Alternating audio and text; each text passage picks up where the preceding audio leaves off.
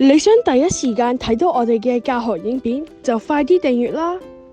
現在是寫宇宙這兩個字，兩個字的上偏方，俗稱寶蓋。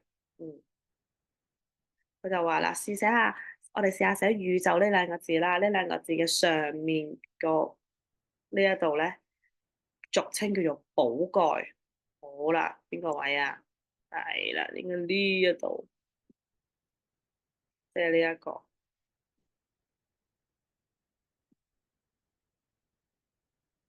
呢個叫做咩啊？叫做寶蓋，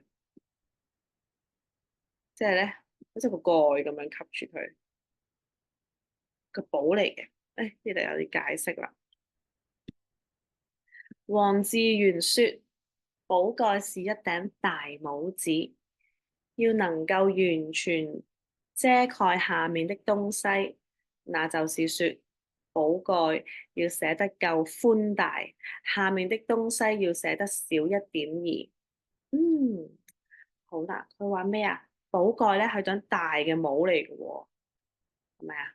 一張大嘅帽啦，要完全可以覆蓋下面嘅字。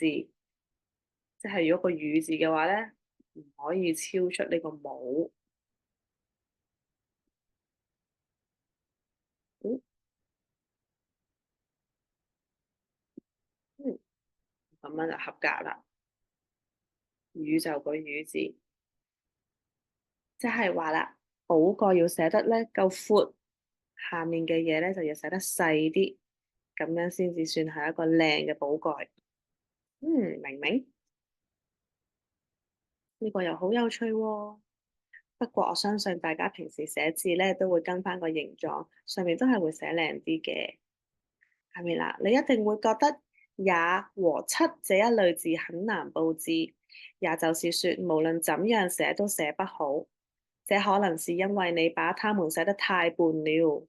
還有一點要注意，根據黃志源的說法，這種字的橫或不能寫平，要向上傾斜，字才會顯得清秀漂亮。你一定會覺得咧，佢就話你一定會覺得咧，也咧同埋七呢一類字咧都好難佈置啊！即係話啦，也就是說，即係話啦，無論點樣寫都寫唔好啊！呢個可能係因為咧，你將佢哋寫得太肥啦。仲有一點咧，就要注意嘅咧，就係仲有一點要注意，根據黃志源嘅說法啊，呢個書法家講呢種字咧，個橫筆唔可以寫平。有啲咩橫筆啊？也字可唔可以咁樣寫啊？你會點樣寫啊？平時如果橫筆嘅話咧，就成變咗咁噶咯。但係咧要向上傾斜，所以咧應該係咁樣上去，咦，同佢一樣咁樣，係咪好似真係靚咗喎？似翻個中文字喎。誒，我呢一度唔靚。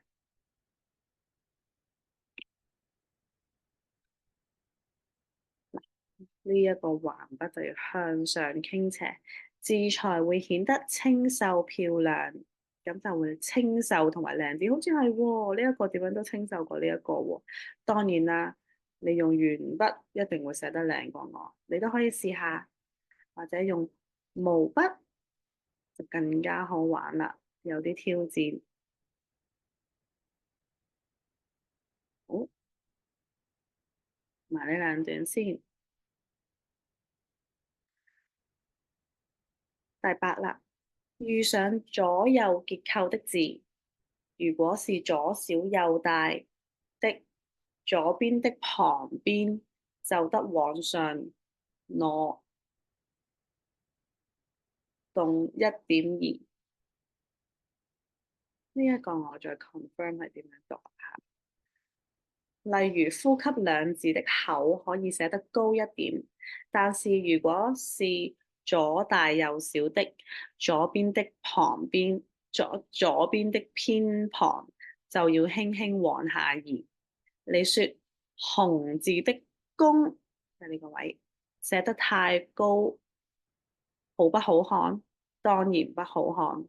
同樣細緻的填也要放在較呢一個絞絲邊低1.2的位置。好啦，佢就話咧，如果遇上左右結構嘅字啊，即係好似呢啲又有左邊啦，又有右邊咁樣啦。如果係左邊細啲，右邊大啲嘅話咧，左邊嗰個偏旁就要向上移一點啦。呢個詞語嘅意思係移上去咁解。例如呼吸兩字的口，呼吸呢兩個字都有個口字邊啦，可以寫得高啲。哦，原來高啲先至靚，我而家先知喎。但係啦，如果係左大右小的右邊嘅偏旁，就要輕輕往下移，即係例如紅字就係、左大右小，係啦，即係個公字咧係要寫得細啲嘅。咁咧，公字寫得太高，好唔好睇咧？當然唔好睇啦。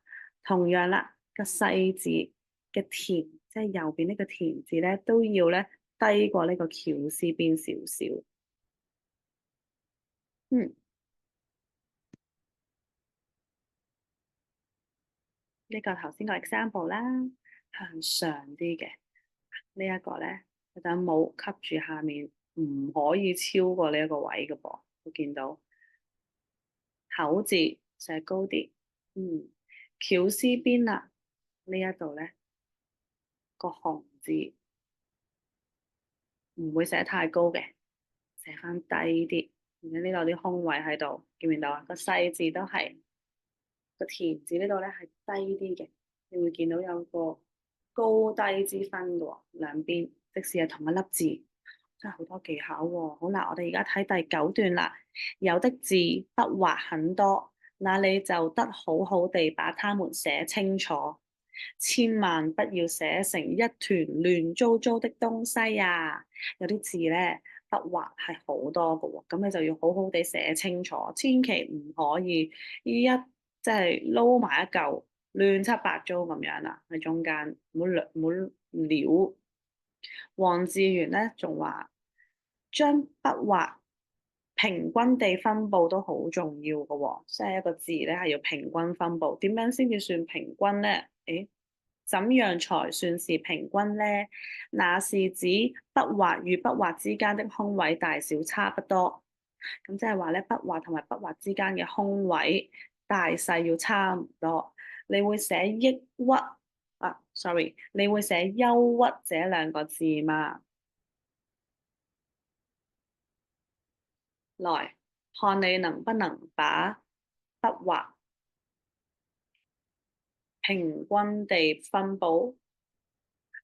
佢話你會唔會你識唔識寫啊？佢嘅意思你會寫即係識唔識寫抑鬱、憂鬱呢兩個字咧係憂鬱啊？嚟啦，睇下咧，你可唔可以將啲筆畫平均咁樣分佈？你而家可以攞支筆，攞張紙寫下呢兩個字筆畫平均咁樣寫。記得呢度有頂帽仔喎，所以記得下面咧呢啲位咧都係要俾個帽包圍住嘅，應該窄少少嘅。所以呢度應該會長啲啦，呢度有頂帽啦，呢啲記得呢啲話，你跟住寫嘅時候，入面嘅所有筆畫都要寫清楚。呢三撇又應該點樣寫咧？頭先有講過。好啦，第10段啦。黃志源憑着豐富的經驗，幫助我們把中文字寫好。上面列出的不過是其中幾個要點，你不妨照着他的指示多加練習，相信你很快就會看到自己的進步了。黃志源咧憑住豐富嘅經驗，即係佢有好多好多經驗，佢做過呢一方面嘅嘢，就叫做經驗啦。幫我哋咧將中文字寫好。上面列出嘅嘢咧，就係上面一啲法則啦，頭先我講過啲 rules 啦。只不過係其中幾個要點嘅啫。我哋咧不妨咧照住佢嘅指示咧就練習多啲，相信咧會好快就會見到自己嘅進步㗎啦。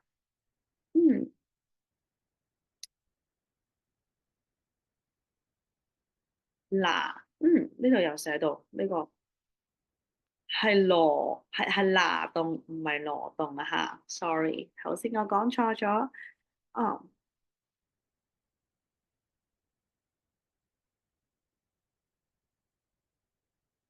咁普通話咧就係、第二聲挪動，呢個係憂鬱，記得啦。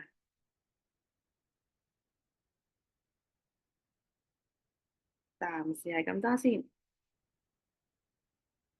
如果冇進步，我哋保證學費全數退還。我哋嘅學生進步率高達97%，喺我哋嘅 KMS 教學系統，除咗幫學生鞏固課文基礎知識，更重要嘅係教授考試重點、技巧、方法同埋必考題目，令你極速進步，考試攞高分。我哋今個月只收8位學生，成功登記參加免費試堂，仲可以額外得到藍牙耳機。快啲按下邊個掣登記報名啦！上堂見。